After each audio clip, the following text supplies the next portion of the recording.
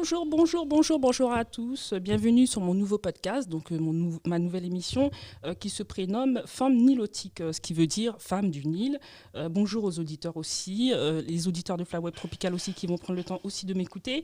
Et donc aujourd'hui, nous allons avoir deux invités. Donc je vais recevoir aussi qui vont débattre sur ce sujet. Femme Nilotique, que veut dire femme nilotique? Oui, c'est un concept d'émission que j'ai donc créé, qui fait partie de moi, de mes ancêtres et de l'identité propre, l'identité noire. Donc ce soir, ce sera un des thèmes de mon émission. Il faut savoir que je fais de la radio depuis 2017 à 2020.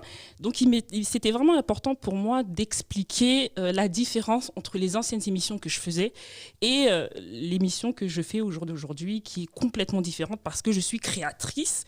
C'est mon concept, c'est mon nouveau bébé. Donc c'était important de parler de cette émission que je vais démarrer chaque semaine pendant 2 heures, toujours avec des invités excellents les uns des autres, qui vont aussi intervenir tout au long de mon émission régulièrement pour discuter aussi avec eux. Donc ce soir, nous allons recevoir donc Mani Congo qui est juste à côté de nous. Bonjour. Mon invité, bonjour, qui va venir nous parler aussi de l'identité propre du Congo. C'est ça, Mani Congo, donc KONGO, faut expliquer ce que ça veut dire, voilà. Femme nilotique, je vais aussi expliquer ce que ça veut dire. On a aussi un deuxième invité qui est avec nous ce soir. Salut. On va dire l'invité surprise. Prince Cappuccino. Ouais. Tu vas bien? Impeccable. Qu'est-ce que t'en penses des nouveaux locaux? Ça change. Toi, t'es venu plusieurs fois dans mes émissions, mais je crois que c'est la première fois que... T'arrêtes pas de me faire balader par-ci par-là. Comme un yo-yo. Voilà, tu nous balades tous. Comme un yo-yo, voilà. Viens là. On te suit. Bientôt, tu vas m'appeler en Marrakech. Voilà. On te suivra. Hein. Marrakech, on vient. Voilà, on vient. À Marrakech, vous venez? Bah oui. Si tu me payes le billet. En Égypte aussi? Si tu me payes le billet, je fais un petit live. Ouais, pourquoi pas?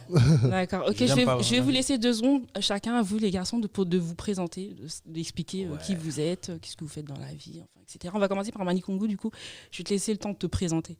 Donc, moi, c'est Mani Congo. Donc, comme je disais, en fait, Mani Congo, c'est le roi du Congo.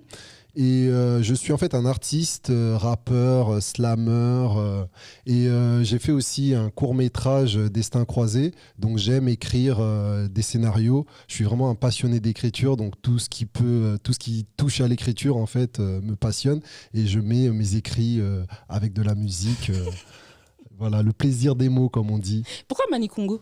Mani Congo parce que en fait j'ai voulu on va parler d'identité, mais moi mon plaisir en fait c'est de mettre en avant justement cette identité Congo parce que je suis d'origine congolaise et trop de gens en fait ne connaissent pas ou connaissent l'Afrique qu'à travers le prisme de l'esclavage, et j'ai voulu justement dire qu'on avait des grands empires donc c'était comme ça qu'on appelait le roi du royaume Congo. D'accord, ok. Prince Cappuccino, parle-nous de toi. Qui est Prince ?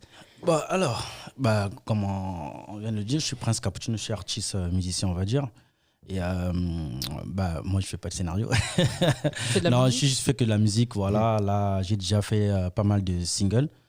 Toi-même, tu sais, on a travaillé ensemble, pas mal de projets, on a travaillé ensemble. Et là, je continue là, actuellement. Il fallait que je sorte mon album, mais je l'ai stoppé à cause du corona. Du coup, on a reculé un peu pour mieux sauter. Donc là, on prépare 3 singles normalement qui doivent sortir. Et là, on est en pleine préparation de mixage et tournage de clips. Mais j'ai déjà 6 singles déjà sortis déjà. D'accord. Toi aussi, tu es congolais? Je suis d'origine congolaise. Tu es d'origine congolaise. Donc tu connais aussi l'histoire du Congo, du coup.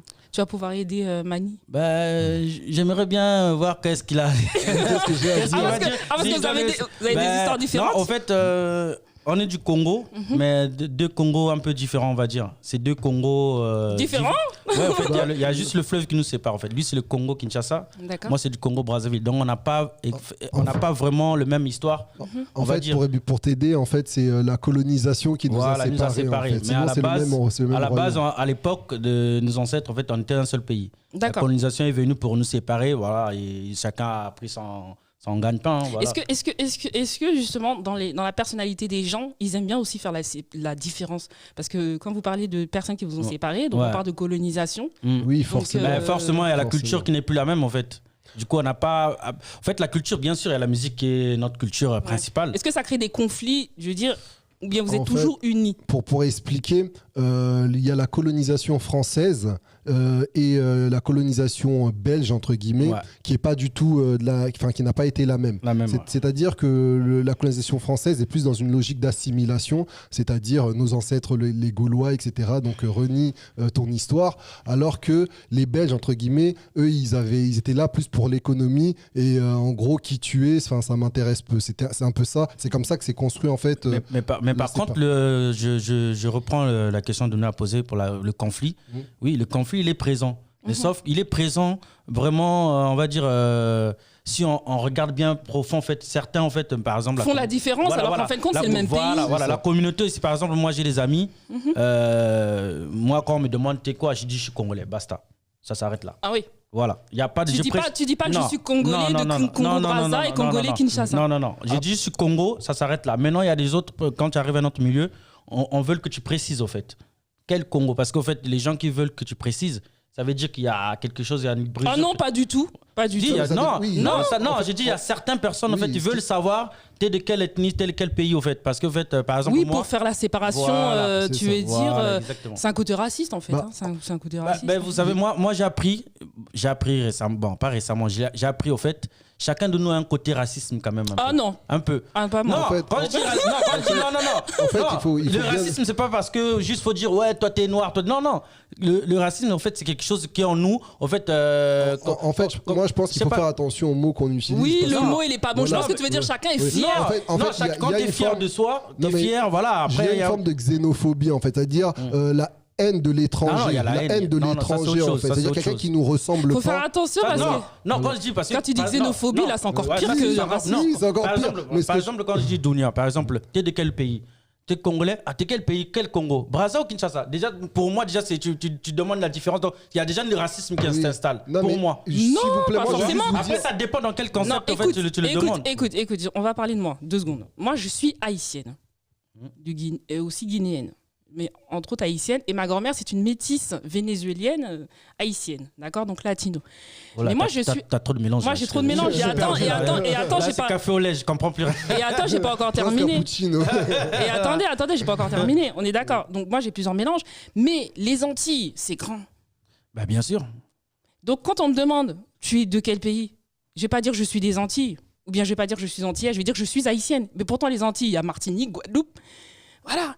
Après, c'est la vie qui a fait ça. Je pense qu'il ne faut pas prendre tout de suite ça pour une altercation. Mais tu sais, je suis d'accord avec toi. Mais nous, si on parle, moi, si je parle de ça, c'est que nous, en tant qu'artistes, musiciens, quand tu arrives, par exemple, dans les festivals, dans les endroits, il y a des gens qui vont te demander, au fait, quand ils vont savoir que tu n'es pas de Kin ou tu n'es pas de Brazza, ils vont faire un petit... une différence. Voilà, des placements, des machins, par exemple, la porte, on va te le fermer parce qu'il n'est pas de chez nous. Tu vois? En fait, c'est des gens comme ça, c'est des minorités. Il y en a pas, j'ai pas mis tout le monde dans le même... Mais c'est des minorités, tu arrives, c'est sûr, ça t'est déjà arrivé. Mais en fait, moi, je voulais juste apporter une petite précision par rapport au mot racisme, justement, parce que le racisme, c'est un système qui est mis en place, justement. C'est-à-dire que quand ça devient juste des problèmes entre individus, pour moi, on ne peut pas vraiment parler de racisme au proprement du terme.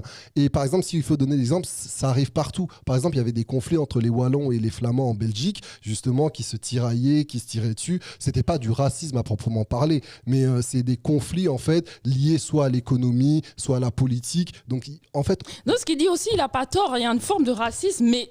Ce qu'il dit aussi, il n'a pas tort. Mais c'est une minorité. C'est une minorité. 2 ou 3 sur 10, on va prendre 2. Voilà, mais sur 2, il faut tomber dessus. C'est une minorité. Parce que moi, j'ai déjà entendu des Congolais dire ta femme, elle est quoi, Brazza?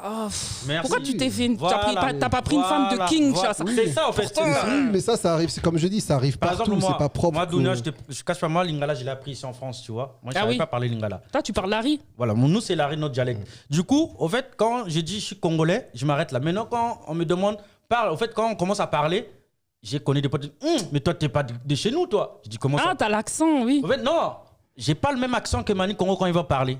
Ah, on n'a pas le même lingala. Voilà. En fait, lui, c'est un pur lingala. Moi, en fait, on va dire, le plus simple exemple, en fait, c'est comme si tu prends un Américain. Ouais. Et moi qui est basé en France, on va parler l'anglais. Moi, je vais parler l'anglais de ma classe, ce que j'ai appris à l'école.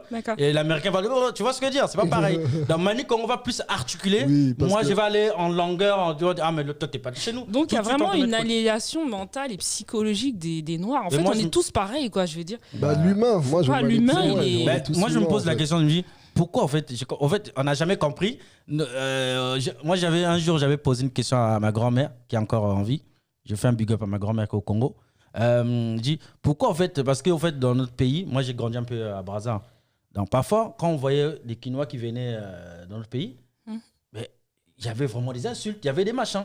Et un jour, j'ai dit, mais pourquoi, en fait, c'est quoi ce conflit jusqu'à maintenant, jusqu'à nous, on est nés, en fait, ça continue, en fait. J'ai jamais compris. Il m'a dit, oh, ben c'est comme ça, nous, on a suivi nos. Voilà, c'est comme ça. On comprend. D'accord. Bah, c'est un peu on n'a jamais compris, en fait. Bon, du coup, on va rentrer vraiment dans le vif du sujet. C'est intéressant ce que tu dis. Et ça je pense qu'on va développer. Même moi, j'ai jamais compris. C'est quoi, pour vous couper les garçons, on va vraiment rentrer dans le vif du sujet. Alors, moi, j'ai donné le nom de mon émission qui s'appelle donc Forme nilotique. Ok. Qu'est-ce que veut dire forme nilotique? Est-ce que tu as une petite idée? Forme quoi? Forme nilotique. Non. Femme du Nil. Tu sais, c'est quoi le Nil? Ouais, le Nil, ouais. Et toi, ton idée là-dessus? Par rapport en fait, parce que le Nil en fait traverse plusieurs pays, comment dire, d'Afrique, et du coup tous les peuples en fait qui bordent le Nil, on les appelle les Nilotiques en fait. Par exemple, au Rwanda, je parlais du Rwanda tout à l'heure, il y a les Tutsis et les Hutus. Les Hutus sont des Bantous, donc plus proches de nous, les Congolais, et les Tutsis sont des Nilotiques justement. D'accord. Ouais. Les Bantous, on disait que c'était aussi des Nilotiques.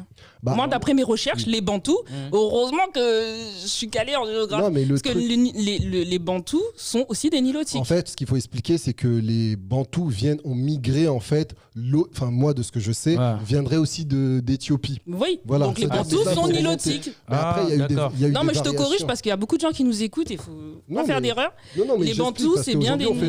Aujourd'hui, en tout cas, si on parle d'aujourd'hui. Je préférais dire non, je connais pas. Il faut parler parce que c'est toujours une question de date. S'il faut parler d'aujourd'hui, on fait une différence entre les Bantous et les d'aujourd'hui, c'est plus des Nilotiques. Mais les Bantous de racine, ce sont des Nilotiques. C'est des gens qui viennent du Nil, qui se sont réfugiés plusieurs années après, qui se sont retrouvés aux républiques. Oui, parce que les vrais peuples en fait qui habitaient le bassin du Congo, ce sont les Pygmées, c'est-à-dire avant que les Bantous arrivent. Justement, c'est les Pygmées qui habitaient. C'est ça. Donc j'ai fait un test ADN il y a pas longtemps, et donc vous allez être étonnés. De toi?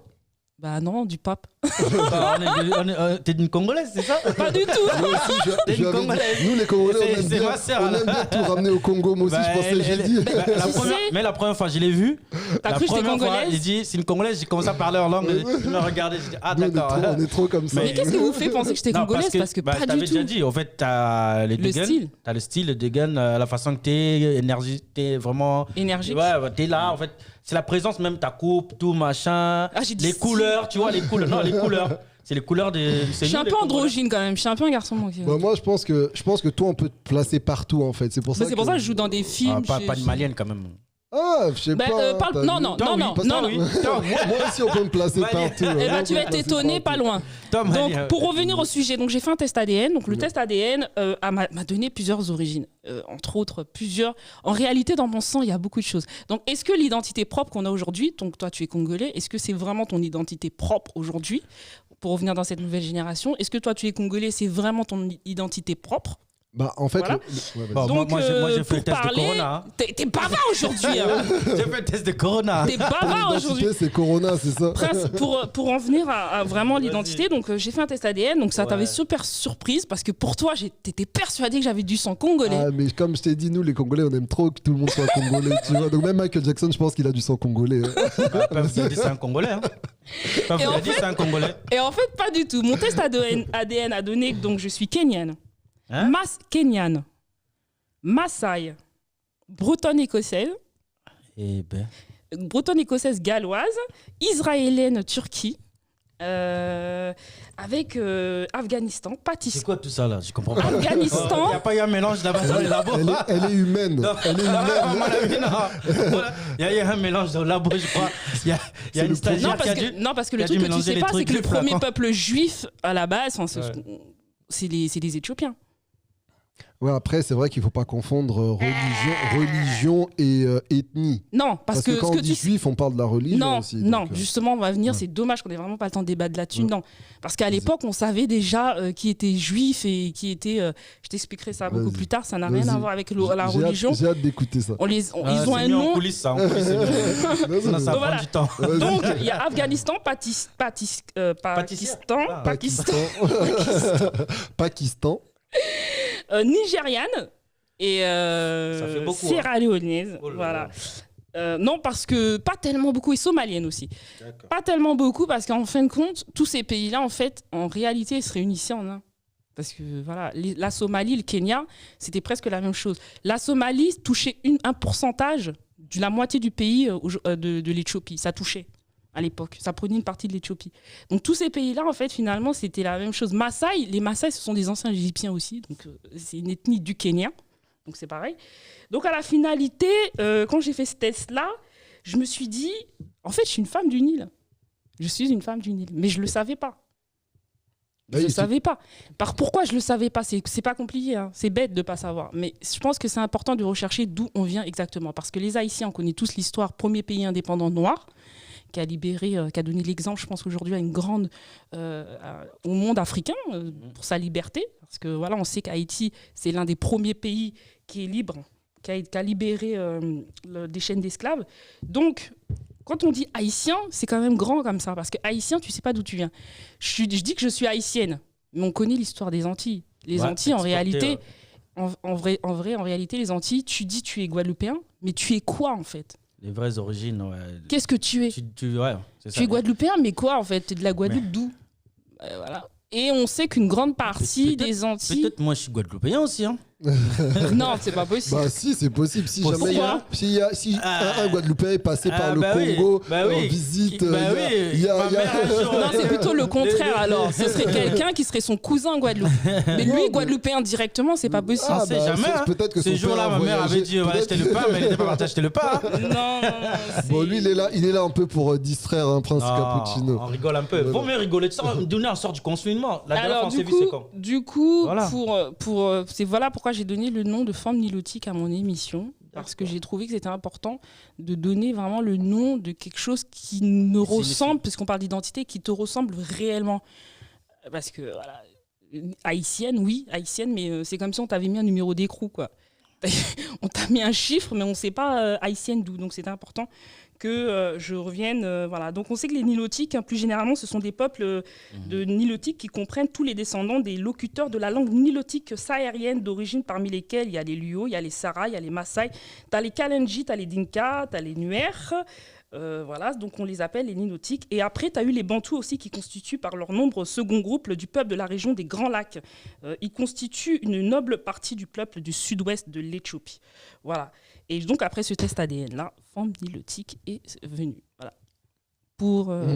Donc, et toi, pourquoi Mani Congo ? Pour mon info, c'est moi qui avais demandé. Et toi, pourquoi Mani Congo ? Raconte-nous rapidement l'histoire d'Empire du Congo. Mani Congo, justement, pour me positionner par rapport à nos origines, puisque c'est ce qu'on disait tout à l'heure, parce que l'histoire du Congo regroupe justement le Congo Brazzaville, comme on dit aujourd'hui, le Congo Kinshasa, et Congo... en fait, c'était pas Congo. À l'époque, c'était pas Congo. En fait, c'était par rapport justement, comme je dis, à la colonisation. Mais comme je dis, ça regroupait plusieurs pays. Donc, ça regroupait par rapport à sa géographie. Donc, ça regroupait l'Angola, le Congo-Brazzaville, le Congo-Kinshasa et une partie du Gabon, en fait, géographiquement. Et il se trouve, en fait, que le Diego Caon, un Portugais, un missionnaire, un navigateur portugais, s'est retrouvé, en fait, à l'embouchure de ce qu'on appelle aujourd'hui le fleuve Congo. Et quand il est arrivé, en fait, il a découvert le peuple Congo et il a eu la surprise, justement, parce que les peuples occidentaux, les Portugais, avaient l'impression qu'ils avaient déjà tout bâti et que c'était des grands peuples parmi les grands peuples. Mais quand ils sont arrivés au Congo, ils ont découvert en fait une organisation, un royaume, un empire en fait, où il y avait déjà, une monnaie. En fait, qui était la monnaie qu'on utilisait, c'était à base de coquillages en fait pour pouvoir faire des transactions. Il y avait des avocats, des notaires. Il y avait justement un roi, donc le Mani Congo. Mais à l'époque, on disait Mweni Congo. Donc, comme les Portugais n'arrivaient pas à le dire, du coup, ils ont simplifié la langue. Est-ce que c'est comme un peu au Mali, Sénégal et tout, il y a des nobles, il y a des esclaves, il y a des... Pas des esclaves, justement, parce que le mot esclave... si, parce qu'il y a eu... Même en Égypte, on sait qu'il y a eu des esclaves. Tu vas pas me dire qu'en Afrique, il n'y avait pas des esclaves. On les appelle des prisonniers de guerre. C'est par rapport au terme utilisé, en fait. Non, mais il y avait il y avait aussi des esclaves. Après, il y a des domestiques ou des gens qui sont... Parce que le terme esclave, il est utilisé proprement justement. Non, mais ce que je veux dire, est-ce que c'était comme au jour d'aujourd'hui, on retrouve comme il y a eu en Égypte, comme il y a eu dans plusieurs cultures, après, il y a eu des esclaves, il y avait des domestiques, il y a toujours eu des castes, je pense, dans tous les peuples. Après, même si c'est pas toujours, par exemple, comme en Inde ou bien défini. Moi, je te donne un exemple du Bénin. Le roi de Bénin, il a les captures de guerre, il les a esclavagés, je veux dire. Il y avait des gens qui étaient... Oui, mais ce que j'essaie de dire, c'est qu'il y a toujours des gens... En fait, il y a des dominés, des dominants, comme aujourd'hui. Par exemple, aujourd'hui, on ne va pas dire que... Alors, est-ce que tu as fait un test ADN ? Moi, je n'ai pas fait de test ADN, pas encore, en tout cas. Non, je te pose la question parce que tu en sais beaucoup sur ta culture. Donc, pourquoi tu n'aurais pas fait... Tu n'aurais pas fait un test ADN pour savoir exactement d'où du Congo et de quelle ethnie exacte. Oui, après, je peux faire le test ADN, pourquoi pas. Mais ça n'empêche pas puisque je suis d'origine congolaise, ça c'est ce que je sais, tu vois, de par mes parents. Et j'ai fait mon arbre généalogique, donc je suis remonté jusqu'à 4 générations. Donc à partir de là, je sais quelles sont mes origines. Et comment il s'appelait le roi de chez vous ? Ça dépend lequel, parce qu'il y a eu plusieurs rois justement. Donne-nous 2-3 noms. Par exemple, quand les Portugais sont arrivés, le premier roi, qu'ils ont découvert en tout cas au moment de leur arrivée, c'était Ndingankuvu. Je ne sais pas si tu as déjà entendu parler. Non, non, ça me dit rien, franchement. Donc, Ndingankuvu, en fait, c'est le premier roi du Congo qui a rencontré les Portugais et qui a envoyé son fils en fait, en mission au Portugal pour apprendre le portugais. Et du coup, son fils s'est fait baptiser. Et quand son fils est revenu, il s'est fait appeler Alphonse Ier. Donc ça, c'est le premier roi en fait, qui a commencé à porter des noms portugais ou des noms occidentaux. Là, on est en 1482, donc quand les Portugais ont découvert le royaume Congo, et jusqu'à notre ère, après, il y a eu une succession de rois qui ont porté, comme je dis, des noms... Réunifiés tous les deux Congos. Oui, les deux. Voilà. Oui, et tous les trois, parce qu'il y avait 3 Congos, le Congo portugais, le Congo français, et le Congo en fait a été séparé justement au traité de Berlin, traité de Berlin de 1884 en fait. Eh ben nous, enfin pour mon histoire, ma petite histoire propre, en fait, ce qui s'est passé, c'est que il y a eu aussi une période d'esclavagisme à cette période-là, donc où il y a eu la Somalie, le Kenya, avec tous ces lignes nautiques-là, et une partie des anciens esclaves, donc ils étaient envoyés donc à la Réunion, aux Seychelles, tous ces pays-là, Madagascar, etc. Et une autre partie s'est enfuie, donc a fui cet esclavagisme et tout ça, et sont partis se diriger, après, en Afrique de l'Ouest, ce qui a créé l'ethnie Yoruba. Les Yoruba, les fameux Yoruba. T'en as entendu parler. Oui. Voilà. Donc après qu'ils ont fait plusieurs empires, donc il y a eu des frères, donc il y a eu les fils, il y a eu comme tu dis, il y a eu Oyo aussi, donc les Yoruba, tu peux en trouver au Bénin, au Togo, et la plupart de ces anciens esclavages ont été déportés donc au Brésil, aux Caraïbes et à Cuba. D'où pourquoi je me suis retrouvée après en Haïti. Donc c'est en fait l'histoire des peuples qui se sont mélangés et qui ont fait ce que tu es aujourd'hui, si je comprends bien. Mais en même temps, ça ne m'étonne pas, anglaise, etc. Parce qu'il y a une partie aussi de l'Angleterre, enfin, c'est pas l'Angleterre, c'est la Grande-Bretagne qui avait colonisé la Somalie. Tu vois ce que je veux dire ? Il y a une partie qui a pris la Somalie, l'Irlande aussi, qui a pris une partie de la Somalie. Donc c'est pour ça qu'on retrouve.